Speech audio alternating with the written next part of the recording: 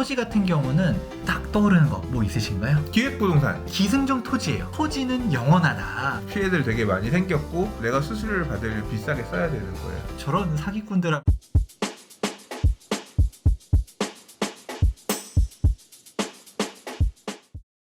좋아요와 구독하기는 사랑입니다. 안녕하세요. 반갑습니다. 부동산입니다. 지금 투미 김재경 소장님과 상승론자들이 하는 얘기들 중에서 주의해야 될 부분들에 대해서 이야기하고 있습니다. 이번에 세 번째 시간인데요. 어떤 목소리 주의해야 될지 초보자분들 귀 쫑긋하고 한번 들어보세요. 두 번째 파트에서는 사실상 거의 사기나 다름없는 것들을 모아 보았었어요. 세 번째 파트 같은 경우는 얘네들이 돈이 안 되는 건 아니에요. 그렇다 보니 오히려 또 당하시는 분들도 있는데, 돈이 되지만 내가 진짜 전문적인 지식이 없이 가볍게 접근했다가는 사실 크게 당할 수도 있는 부분에 대해서 이야기해 보도록 하겠습니다. 바로 토지와 경매인데요. 토지 같은 경우는 딱 떠오르는 거 뭐 있으신가요? 기획부동산.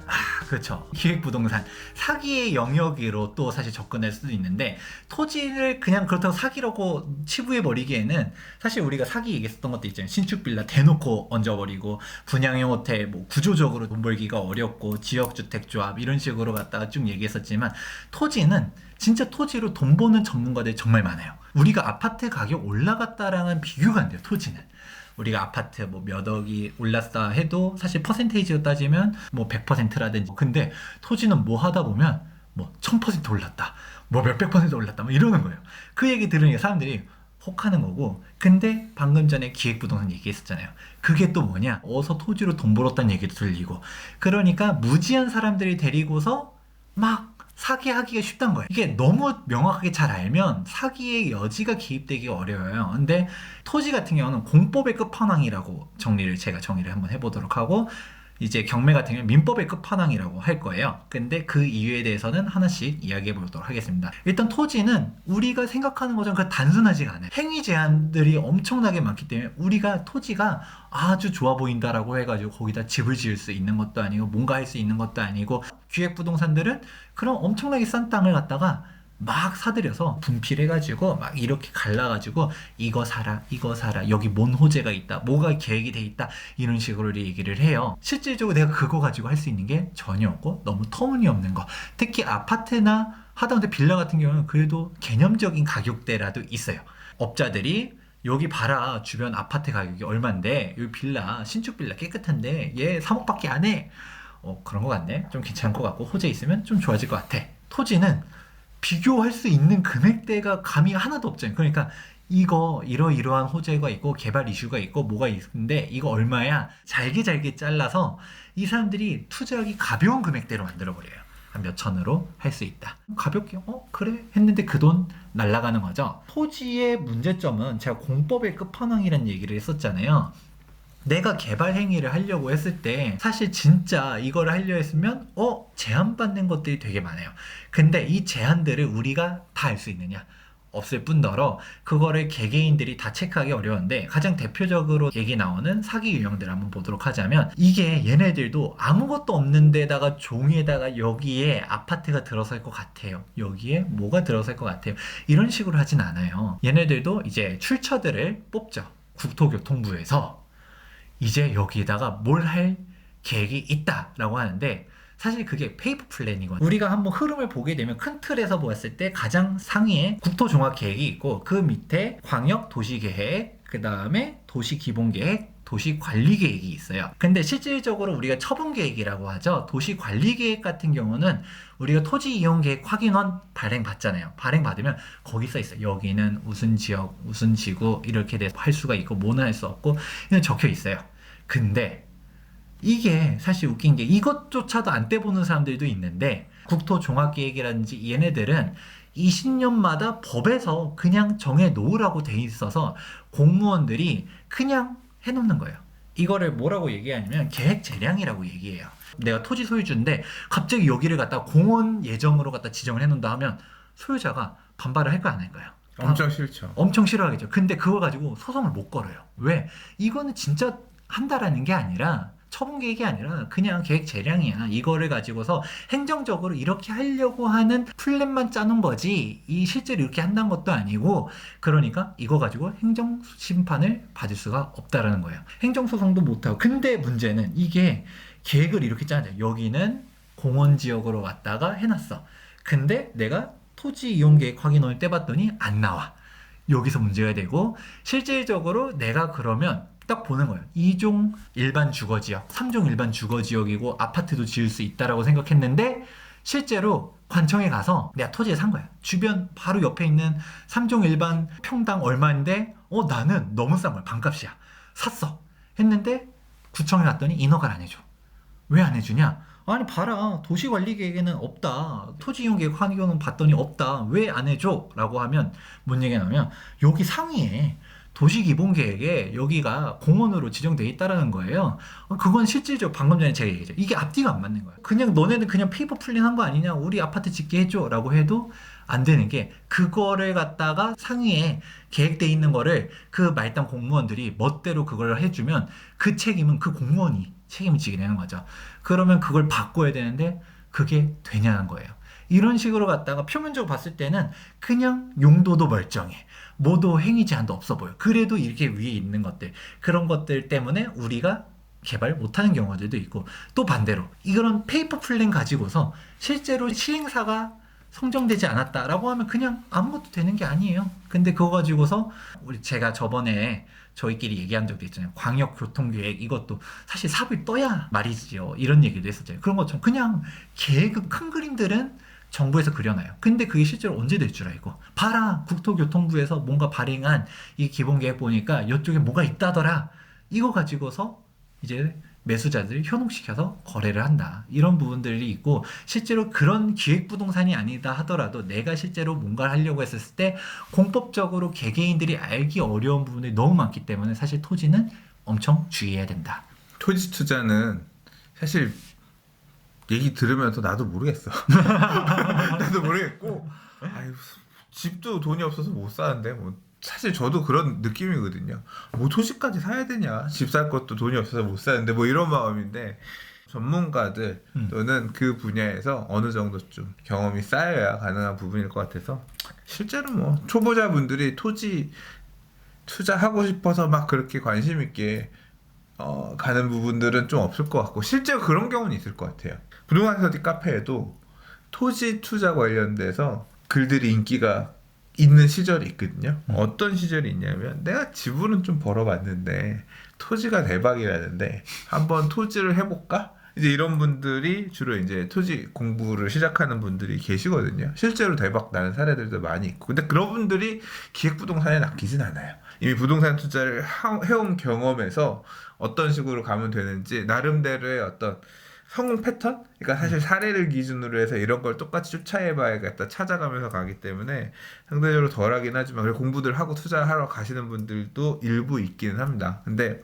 기획부동산 이런 부분들은 또 작년 올해 되게 많았잖아요. 3기 신도시 관련해서 신도시 한다고 하니까 토지 보상 목적으로 저기 같은 행정 지역이긴 한데 어디 산 쪼개가지고 팔고, 이런 사례들, 피해들 되게 많이 생겼고, 잘 모르는 분들은 아까 말씀하셨던 것처럼 상대적으로 많지 않은 돈으로 대박을 꿈꾸면서, 또 그 사람들이 말 워낙 잘하잖아. 맞아. 말 잘하고 이제 그런 거에 낚여서 그렇게 기획부동산들에 당하신 사례들이 있는 것 같은데, 좀 조심하셔야 될 부분인 것 같습니다. 토지 투자 얘기하다 보니 기획부동산 얘기를 했잖아요. 사실 기획부동산에 당하는 게 누가 막 전화해가지고 정말 좋은 땅이 나왔는데 이런 식으로 해서 사는 건 또 아니잖아요.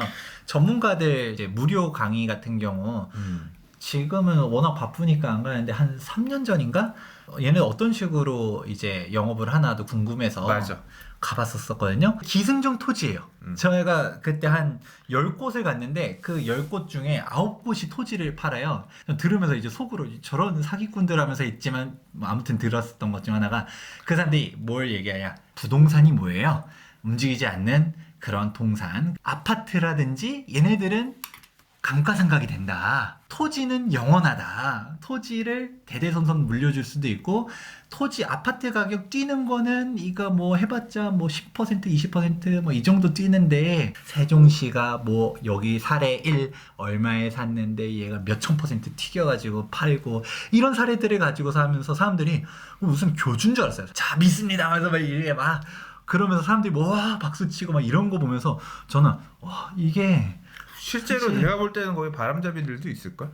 그러니까 그런 식으로 부흥회처럼 수자 설명회, 무료 설명회 이렇게 해서 꼬드겨서 그 안에서 바람도 잡고 하면서 보통 상담 유도할 거 아니에요. 맞아요. 일단 나는 이 분야에 이렇게 전문가고 성공 사례들을 보여줬겠지. 그렇게 해야지 신뢰를 주니까. 그렇게 해서 상담하러 와라고 해서 결국은 그래서 권하는 게 자기네들이 쪼개놓은 맹지들, 뭐 산 이런 것들을 팔겠지. 어떻게 상담하나도 궁금해서 걔네 상담 신청서를 적으라고 해요. 그래서 실제로 적는구나. 이제 궁금한 부분을 적으라고 해서 아파트 전망이 궁금합니다. 이런 식으로 적었어요. 어떻게 상담하나 궁금했는데 당장 얘네들이 선별을 해서 당장 살려고 하는 사람들 먼저 받고 나중에 연락이 오더라고요.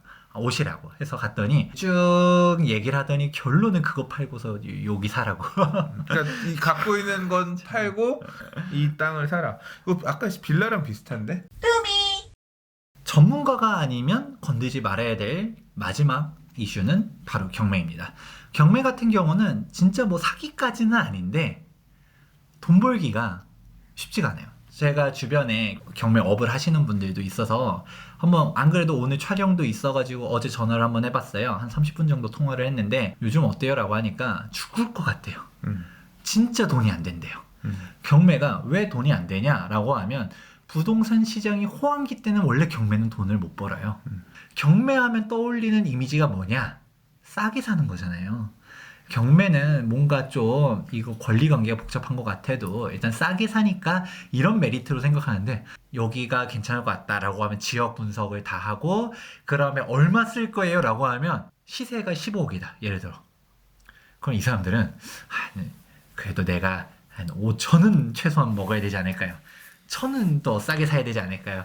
근데 실제로 낙찰되는 거는 15억에 이게 돈을 벌 수 있는 구조가 안 되는 거예요. 이제 시장 플레이어들이 워낙 상승장일 때는 그냥 시세보다 싼 것들이 오고 그러니까 이제 문제가 발생되는 게 뭐냐 한 번 유찰되고 두 번 유찰되고 해서 누가 봐도 싸게 나오는 것들이 있어요. 근데 그거를 갖다가 본인이 판단할 줄 알아야 되는 거예요. 내가 진짜 그거를 물건 권리 분석을 할 줄 아는 눈이 없다라고 하면 걔가 왜 싸게 나왔을까요? 그렇게 장이 좋은데 남들 다 안 먹고서 버리고 있는 이유가 있다는 거예요. 실제로 선순위 세입자가 껴있다든지 아니면 그 말고서 내가 떠안아야 되는 인수해야 될 그런 부분들이 있다든지 그런 것들 갖다가 잘 모르고서 잘못 낙찰을 들어간다 라고 하면 이게 손해를 볼 수가 있다라는 거죠. 근데 뭐 초보자가 그렇게 덜컥덜컥 가서 다 경매는 뭐 집을 사는 방법 중에 하나지. 초보자가 뭐 이렇게 경매 토지 알기는 알지만 쭈삣쭈삣한 부분이 아닐까요? 근데 실제로 초보자들이 되게 많이 해요. 경매 그 얘기를 하다 보면 아니 막연하게 들리는 것들이 많은 거죠. 경매로 돈 벌었다. 누구라고 얘기 안 하지만 어디 유튜브도 보다 보면 결국 자기네들 경매하는 거를 홍보하는 식으로 유튜브 채널을 그러니까 운영하는 데들이 경매 있어요. 유튜브 채널들도 요새 많이 생기고 많이 보는 걸로 알고 있는데 뭐 저는 경매가 어떻게 관심 갖고 꾸준히 보는 게 말씀하셨던 것처럼 지금 같은 상승장은 경매가 매력이 없이 왜냐하면 경매는 1등만 기억되는 1등 아니면 나머지는 그냥 다 들러리니까 그렇기 때문에 결국 무조건 1등 최고 비싸게 써서 받아야 되는 게 포인트인 건데 뭐 서울시장은 지금 워낙 뜨거우니까 말 그대로 먹을 방법이 없어서 그렇기도 하지만 지방 같은 경우는 또 시장 안 좋은 데는 경매 물건 많을 거 아니에요. 그런 때는 또 오히려 기회가 있지 않을까? 매매 물건보다 경매 쪽에서 지난 텀에서도 서울 하락장 때 경매로 물건 잡았던 분들 중에 지금 떼돈 번 분들 많아요. 경매는 그래서 상승장일 때가 아니라 하락장일 때. 그러니까 그렇게 그런 흐름만 잘 타서 지역을 잘 나눠서 보면 뭐 나는 기회가 있을 거라고 생각하고 사실 경매 얘기하실 때 저는 이 얘기 좀 하고 싶었는 게 부동산 TV에서도 뉴스 읽으면서 몇 번 했지만 이 경매 컨설팅 하시는 분들 그러니까 잘 모르죠. 이 물건이 좋을 것 같은데 경매 물건지 보다가 내가 판단하기 어려우니까 수수료를 드릴 생각하고 보통 경매 컨설팅 업자들한테 가서 접촉을 해가지고 하는데 또는 경매 학원 교육도 많이 하고 이제 그쪽에서 물어보고 하긴 하잖아요. 근데 경매 컨설팅 업자들 중에 그런 경우 있는 것 같아요. 이게 경매 컨설팅 업자도 그냥 기본 상담 컨설팅 하면 수수료 얼마 안 되니까 무조건 결국 나한테 의뢰한 사람이 낙찰이 돼야 되잖아요. 그러니까 낙찰이 돼야 돼. 안 그러면 이제까지 한 게 다 헛수고야. 그럼 낙찰하려면 어떻게 해야 돼요? 비싸게 써요. 비싸게 써야죠. 그러니까 낙찰 받을 수 있는 금액을 의뢰하는 사람은 최대한 싸게 쓰는 게 좋은데 이 사람은 받게끔 하려면 내가 수수료를 받으려면 비싸게 써야 되는 거예요. 이제 이런 부분을 고려하니까 사실 낙찰가를 얼마를 써야 되느냐를 고민하는 게 그 다음에 그 쓴 금액 이상으로 팔아서 먹을 것도 만들어줘야 되니까 이게 되게 어려운 부분인데 일단 높게 쓰게끔 하면서 낙찰을 받기 위해서 높게 쓰게끔 하죠. 경매에서 얘기하는 분들 중에서 제일 곤란스러운 게 뭐냐면 떡 사 먹었다 그러잖아요. 네. 내가 단독 입찰이야. 그럼 내가 싸게 썼는지 비싸게 썼는지 모르잖아요. 근데 2등, 3등이 들어왔는데 2등이 나랑 1억 차이나. 그러면 내가 1억 원 떡 사 먹었어. 이런 식으로 차이가 나면 되게 황당하잖아요. 그래서 이제 경매 컨설팅하는 분들이 써먹는 방법 중에 하나가 너는 바지를 하나 세우는. 너는 3억을 써라. 그렇게 해서 거의 해놓고서 나는 2억 9,500, 뭐 2억 9천 이런 식으로 해서 차순위 바지 입찰. 왜냐하면 옆에서 3억 쓰는 거 볼 거 아니에요. 그래서 확실히 쓴다는 게 정해지니까 2억 9,500으로는 안 받아도 되는 거니까 바지 세우는 그런 것도 한다고 들었어요. 뭐 제가 실제 본 건 아니고요. 근데 뭐 그럴 것 같아요.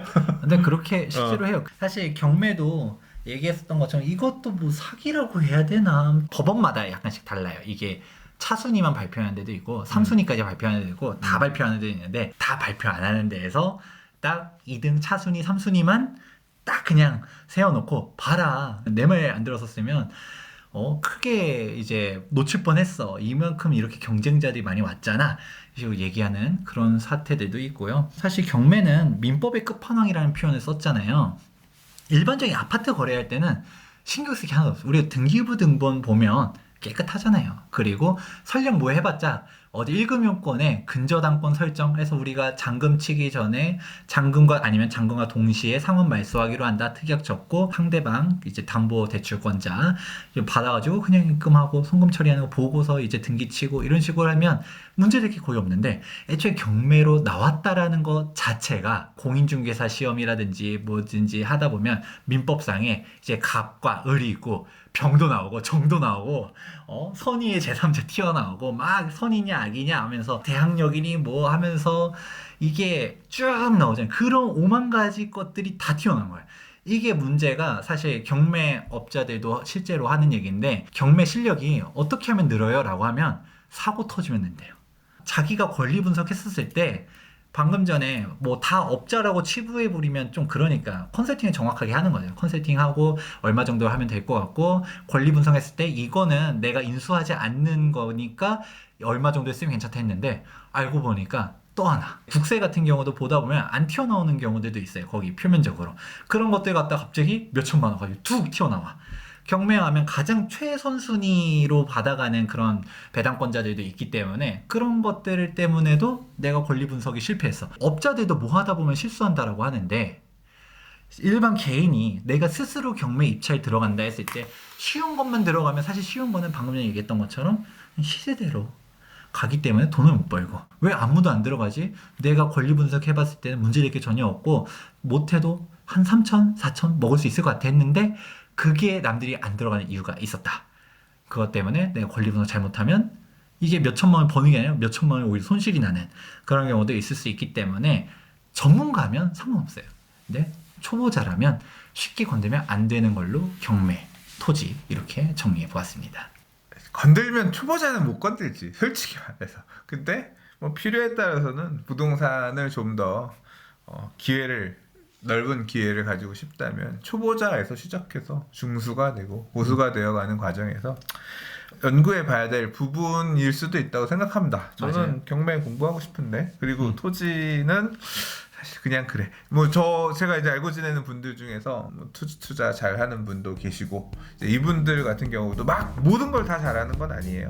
그 잘하는 분야에 있어서 해당 분야 이런 자기가 먹어본 거 이런 것들 가능성이 있는 부분들 이런 거 중심으로 해서 어떻게 보면 더 딱 매도할 어떤 시점까지 고려해가면서 매입하고 이제 그런 분들도 계시거든요. 그래서 무조건 하지 마라는 아니고 제 생각은 방법론적인 측면에서 고려해볼 만하다. 그러나 초보자들이 유튜브 영상 보고 상승론자들 얘기한다고 해서 ጭ뻑ጭ뻑 들어가기에는 어렵다. 어려운 분야다. 근데 그건 뭐 우리가 말 안 해도 다 아시지 않을까 싶긴 합니다.